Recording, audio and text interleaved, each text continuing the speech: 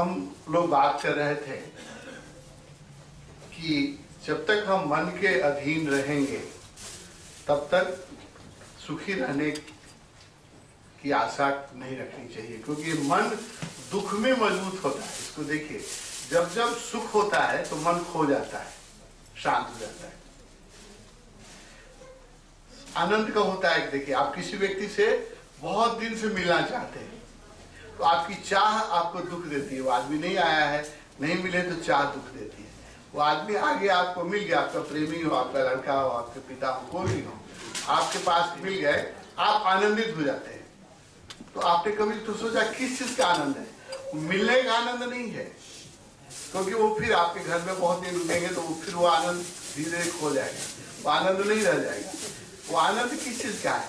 जो आपके साथ मिले और आपकी जो चाह थी बहुत दिनों से मिलने की, आप चाह से मुक्त हो गए, उसका आनंद है।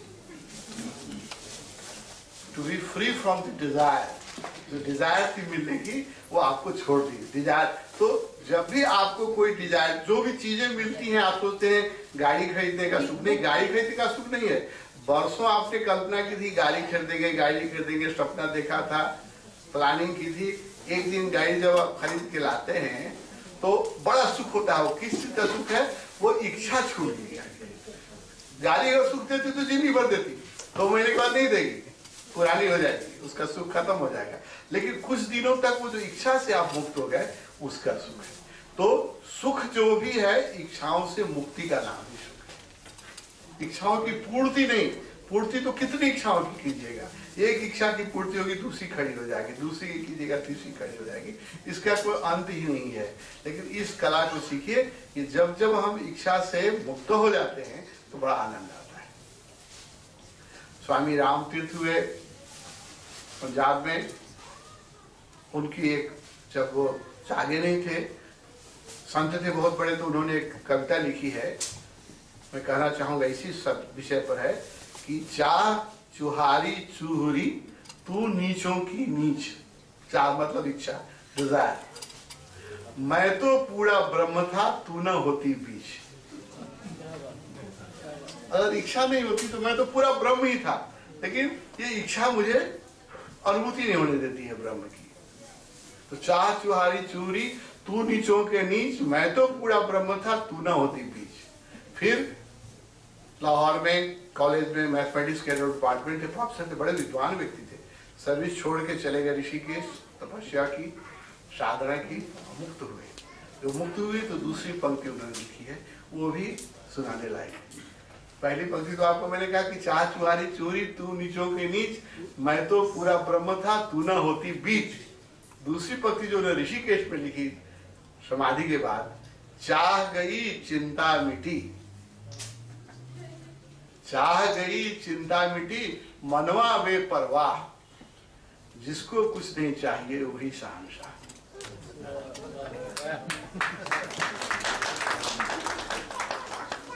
तो चाह से मुक्त होते ही आप सम्राट हो जाते हैं, इसको देखिए। और सारे सम्राट भिखारी होते हैं संसार के, जितने बड़े भी सम्राट हो उनको और की इच्छा लगी रहती है, सब भिखारी होते हैं। फरीद को किसी ने बहुत कहा कि अकबर के दरबार में जाके कुछ मांगो, अकबर बहुत दानी है, एक मस्जिद बनाना है, उसके लिए कुछ पैसा मांगो। फरीद गए अकबर के दरबार में, अकबर नमाज पढ़ रहे थे, फरीद को आज्ञा मिली कि भाई आप नमाज जहाँ पढ़े वहाँ जा सकते हैं। फरीद का बड़ा सम्मान था, वहाँ जाके बैठे फरीद। जो अकबर ने नमाज खत्म की तो उसने कहा कि हे अल्लाह, मेरे राज्य की और बढ़ाओ, मेरे धन को और बढ़ाओ, मेरी संपत्ति और बढ़े, मेरा आयु बढ़े, आशीर्वाद मांगा अल्लाह से। फरीद उठ के चलने लगे तो अकबर देखा कि रुकिए, आप क्यों आए हैं, क्यों जा रहे हैं? कहा कि मैं तो मांगने आया था एक शहंशाह से, यहाँ देखता हूँ तुम भी भिखारी हो। तुम भी मांग रहे हो, तो भिखारी से मांग के वो क्या मैं अपने को वर्जित करूं? तो सारे सम्राट जो संसार के होते हैं सब भिखारी होते हैं, क्योंकि ये देखिए धन जितना बढ़ता है लोभ उतना ही बढ़ता है। जितना धन बढ़ेगा उसी मात्रा में लोभ बढ़ती है, तभी तो धन पकड़ के आप बैठ सकते हैं, नहीं तो पकड़ने जैसा धन में कुछ है नहीं, लोभ ही पकड़ता है, लोभ पकड़ के बैठ जाता है, कुंडली मार के लोग बैठ जाते हैं धन पर। अमेरिका में जाता हूँ शिविर लेने के लिए, सारी संपन्नता देखता हूँ लोगों की, इतनी संपन्नता है जीवन में। जो लोग मुझे टिकाते हैं उनके घर तो महलों जैसे, और महलों में मैं देखता हूँ भिखारी बैठे हैं। इतने दुखी लोग हैं, रात में नींद नहीं आती, टेबलेट बिना खाए नींद नहीं आती, सुबह जगने के लिए बेड पर ही चाय नहीं पहुंच जाए, कॉफी नहीं पहुंच जाए तो नींद नहीं खुलती है, और रात में अगर टेबलेट न मिल जाए तो नींद नहीं आती है। खाने के पहले टेबलेट खाना पड़ता है, एपेटाइजर, खाने के बाद खाना पड़ता है उसको डाइजेस्ट करने के लिए। तो सारा जिंदगी जो है टेबलेट पर टिका हुआ है। और हर व्यक्ति, धनी व्यक्ति का, जैसे हिंदुस्तान और नेपाल में तो हमारे फिजिशियन पर्सनल फिजिशियन होते हैं। अमेरिका में देखता हूँ बड़े गौरव से वो कहते हैं कि पर्सनल साइकेट्रिक है, इससे वो मानसिक चिकित्सा कराते हैं। वो हर व्यक्ति का पर्सनल साइकेट्रिक, जिसके पास जाके मानसिक चिकित्सा कराते हैं। वहाँ के मनोवैज्ञानिक कहने लगे हैं कि बड़े शहरों में रहने वाले 100 में 75 लोग जो हैं वो अर्ध पागल हो गए, इम्बैलेंस हो गए। 25% लोग ही हैं जो साइकोलॉजिकली, जिनको सेन कहा जा सकता है। 75% पीपल जो हैं वो इनसेन की लिमिट में चले गए, क्योंकि वो कब क्या बिहेव कर देगी कुछ पता नहीं। आपने सुना होगा अमेरिका में ऐसी घटना घटी कि गाड़ी लगी हुई थी bumper to bumper, red light था, तो एक व्यक्ति ने पीछे से हॉर्न बजा दिया। थोड़ी सी गलती हुई, लोग वहाँ हॉर्न नहीं बजाते, एक व्यक्ति ने हॉर्न बजा दिया, उसके पीछे जो बैठा था उसका इतना एंगर, उसको इतना फ्लेयर अप हो गया, उसने बंदूक उठाई और उसको गोली मार दी। स्कूल में बच्चे जाते हैं घर से बंदूक उठा के और 12-13 बच्चों को ऐसे ही मार देते हैं, जस्ट फॉर फन, जस्ट क्योंकि उनके अंदर इतनी उत्तेजना है, इतनी अशांति है कि वो छोटी सी बात भी उसको प्रोवोक कर देती है। तो ऐसे लोग को कैसे हम शांत कहेंगे? जो हॉर्न बजाने पर किसी की हत्या कर दे, उसको आप कैसे कहेंगे कि सेन है?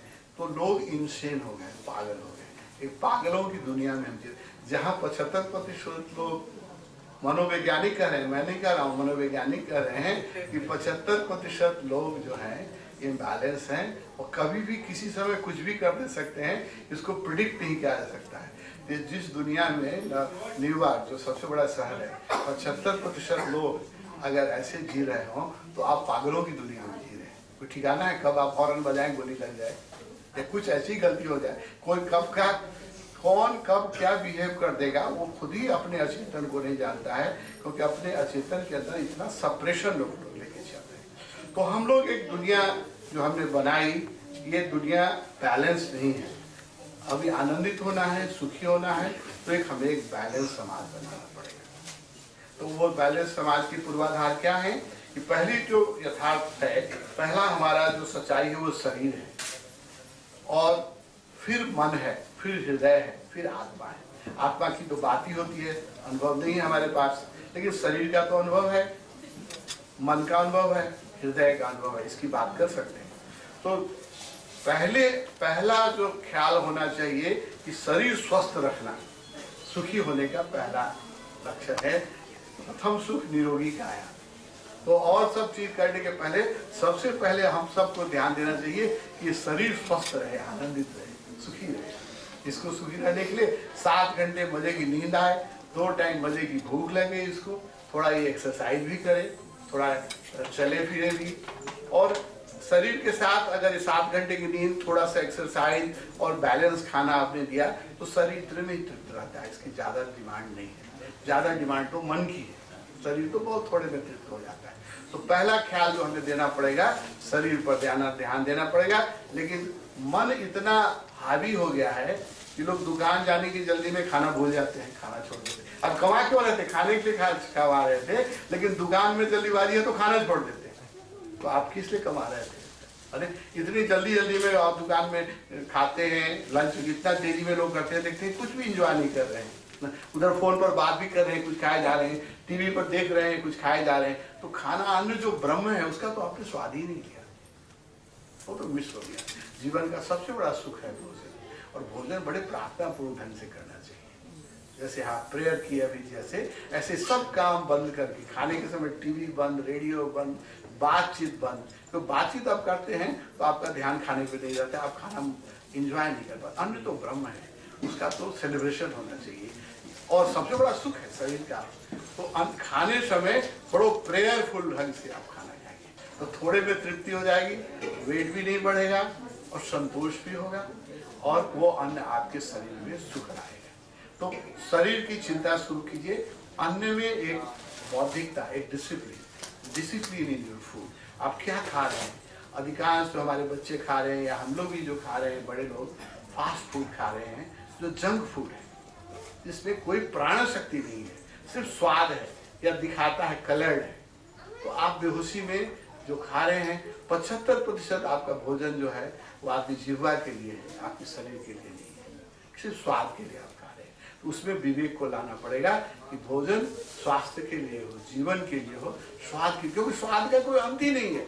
स्वाद के पीछे कहाँ तक आप दौड़िएगा, कोई अंत ही नहीं है। तो भोजन में डिसिप्लिन, पहली सुखी होने का पहला, ये छोटी छोटी बातें हैं, बड़ी बातें नहीं कुछ। सुखी होने के लिए आपको अपने भोजन में ध्यान देना पड़ेगा। प्रेम पूर्ण ढंग से खाइए, थोड़े में खाने में आपको तृप्ति मिल जाएगी। सात्विक भोजन खाइए, तो जो जितना सात्विक भोजन है वो उतना ही ज्यादा तृप्ति देता है, उतना ही संतोष देता है, उतना ही सुख देता है। भोजन के लिए अगर आप किसी की हत्या करते हैं, जिह्वा के स्वाद के लिए किसी का जीवन ले लेते हैं, तो आपसे अहिंसा की क्या आशा की जाए? आप जब आप थोड़े से स्वाद के लिए आप जानवर की हत्या कर दे सकते हैं, तो आपने सुख के लिए किसी को मार भी सकते हैं। इसका तो कोई अंत ही नहीं। हर आदमी को भोजन करते समय व्यक्ति का ध्यान रखना चाहिए कि दूसरे प्राणी को भी जीने का उतना ही अधिकार है जितना हमें अधिकार है। इसलिए अपने भोजन में किसी की हत्या हो रही हो, उसके प्रति थोड़ा विवेक लाना चाहिए। सात्विक भोजन सबसे सुंदर भोजन है, वो आपके मन को, शरीर को लंबे समय तक। डॉक्टर लोगों ने भी अब प्रूव कर दिया है कि vegetarian diet is the best diet. बहुत सारे रोग दूर हो जाते हैं अगर वेजिटेरियन डाइट आदमी रखे। तो सात्विक भोजन हो तो शरीर स्वस्थ रहेगा। थोड़ा व्यायाम कीजिए।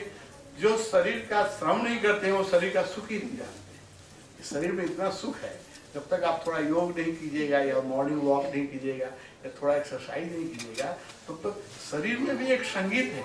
जब शरीर आनंदित होता है तो बड़ा आनंद आता है। वो उसी को आनंद महसूस होता है जो थोड़ा एक्सरसाइज करता है, थोड़ा योग करता है। नहीं तो शरीर एक बोझ है, लोग उसको तो ढोते हैं। It is a celebration, but we live in a way that it is a burden.